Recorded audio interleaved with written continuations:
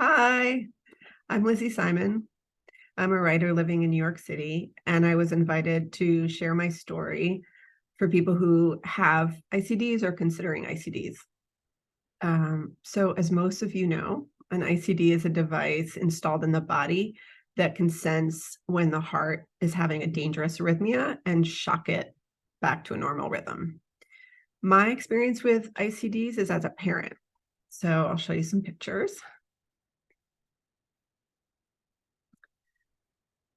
This is my daughter. As you can see, she's really cute. She's a little wild and loud. She's very funny and affectionate. I tell people she has a kind of chaotic Belushi energy. There you go. You can see that. Okay. So she doesn't look sick. This is her. She just had her 5th birthday party. She's here in the middle. But she has a rare syndrome called long QT type 15.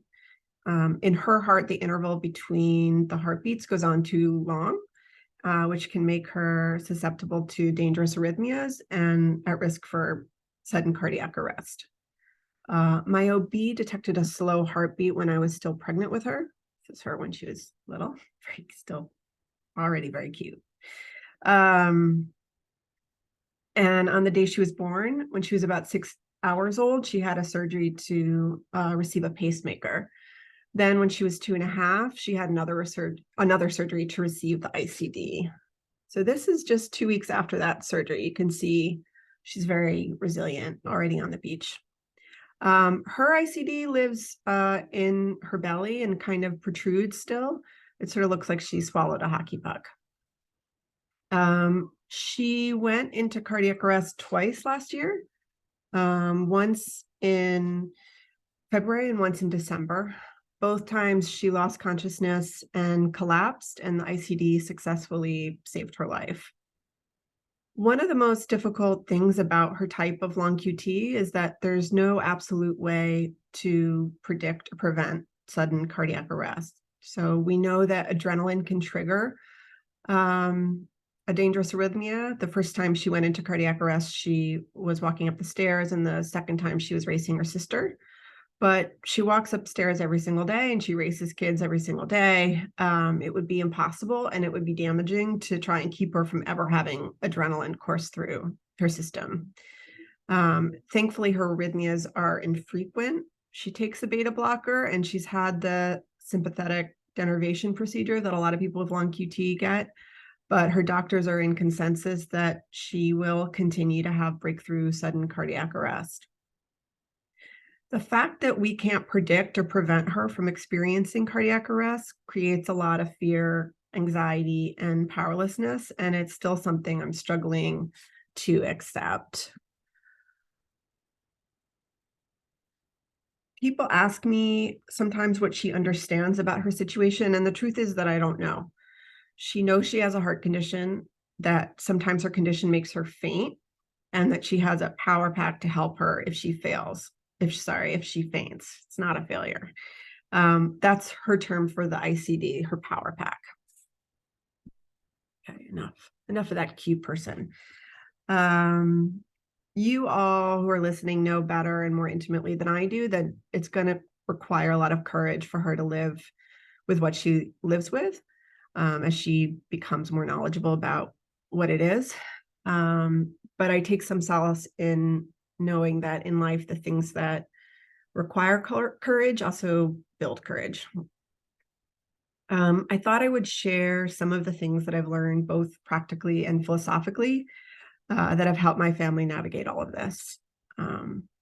With a complex, rare, and life-threatening heart condition, there are so many unknowns. You're in the dark, and sometimes even your doctors, who are the experts, are in the dark too. But it's important to be in the dark with the right people to receive care from doctors at one of the top hospitals. And that's because the field of cardiology is ever changing and improving, and you need to be working with people who are awake to what's developing. I found that it can be helpful to bring a friend or a family member to the important decision-making appointments, someone who can listen and take notes and ask basic questions. someone who won't make the meeting more stressful than it already is. This is because doctors and patients don't always comprehend each other. And when the situation's stressful, it can be difficult to hold focus and gather information. There have been times where my husband and I have left an appointment with totally different stories about what happened in the meeting. And that's because extreme stress affects perception and comprehension. When my daughter was born and the reality of her condition emerged, I could not imagine how sending her off to school would ever be okay. But it's actually much more than okay. It's been deeply wonderful. I have a profound partnership with my daughter's school, which is a public school, where she's truly loved and belongs to a community. All of her teachers understand her medical challenges, and they've all been prepped for a cardiac event. And she has a para who is assigned just to her in case of emergency. The para is always there with her, but the other kids just think she's a teacher. So my daughter is protected, but she's not singled out. All of these services, along with one-on-one sessions that my daughter has for a variety of developmental delays that are common in children who are hospitalized, who have been hospitalized a lot. It's all free of charge to my family, which is incredible. Some things you can only learn the hard way. I've only recently figured out how to design a less traumatizing emergency protocol. So, and I consulted, of course, with her electrophysiologist, and what works for us and is safe for us may not be safe for you. So obviously you'd always do this in conjunction with your doctor. But the first time last year when she had a cardiac arrest, we called 911. The EMTs came to the house. The police came to the house. We took an ambulance ride to an ER. We were in the ER for hours. All of this was, for my daughter, more traumatizing than the cardiac event itself, which she didn't actually experience because she was unconscious when it happened. So, and it wasn't medically necessary. So the second time when she had a cardiac arrest, I called her doctor and he said, she doesn't have to come in. You don't need to call 911. We can see her later this week. It just, like I said, it was just less traumatizing. 45 minutes after she went into cardiac arrest, she was already kind of joking around with me. I've learned that whenever possible, in the expanse of time between crises, which we're lucky to have months and months go by without any crisis, it's good to forget that she's at risk.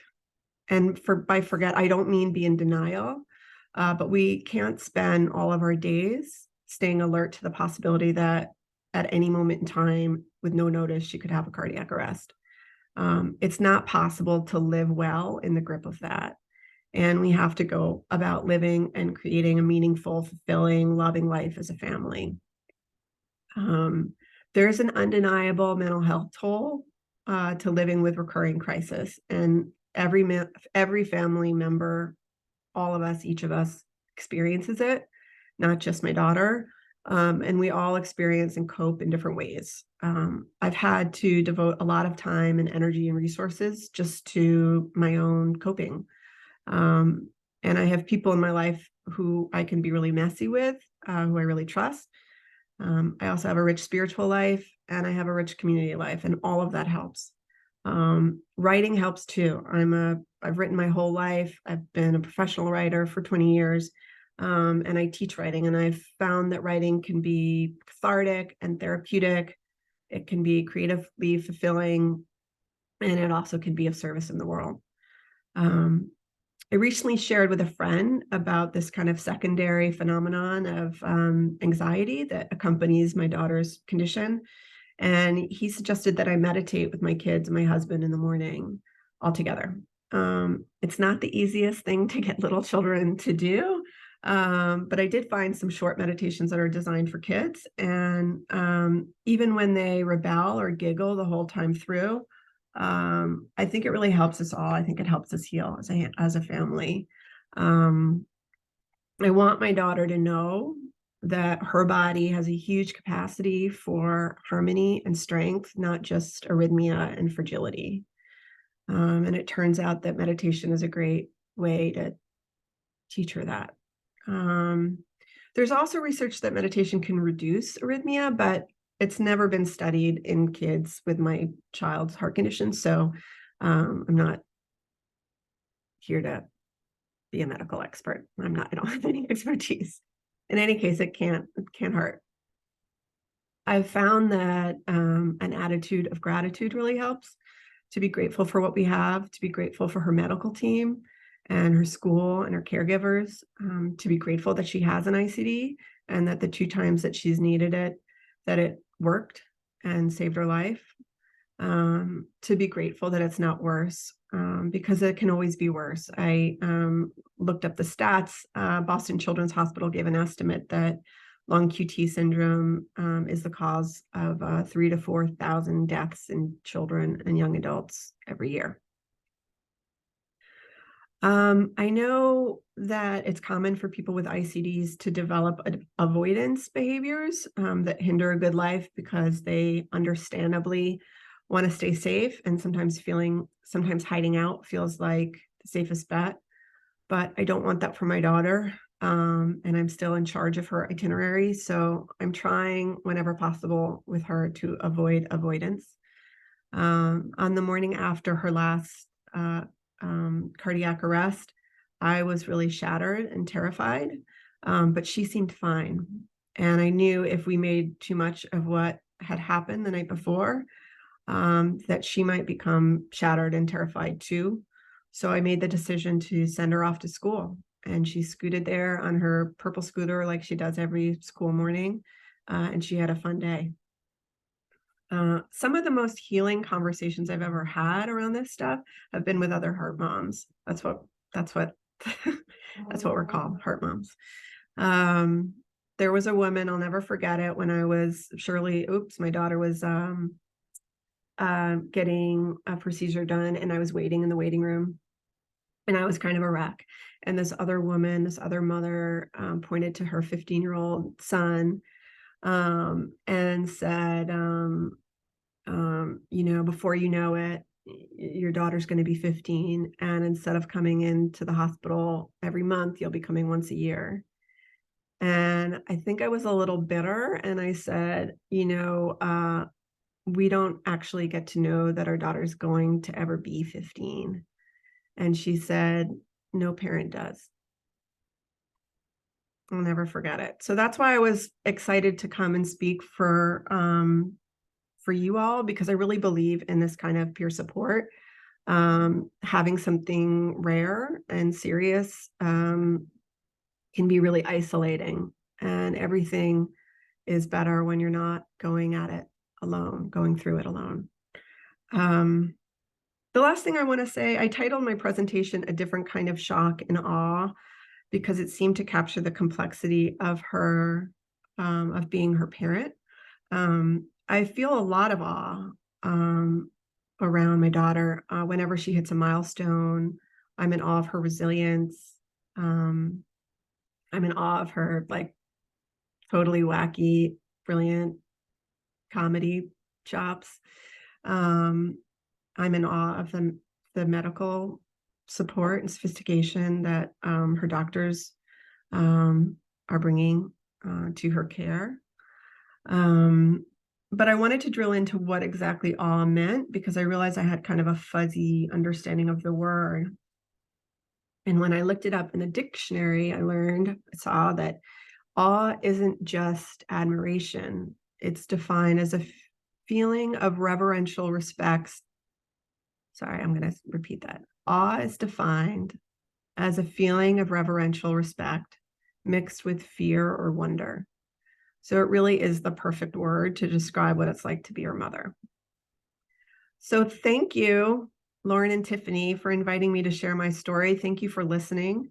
For anyone who wants to get in touch with me, my website is www.lizziesimon.info. And there's a contact page on it. I'm also on Instagram @SimonLizzie.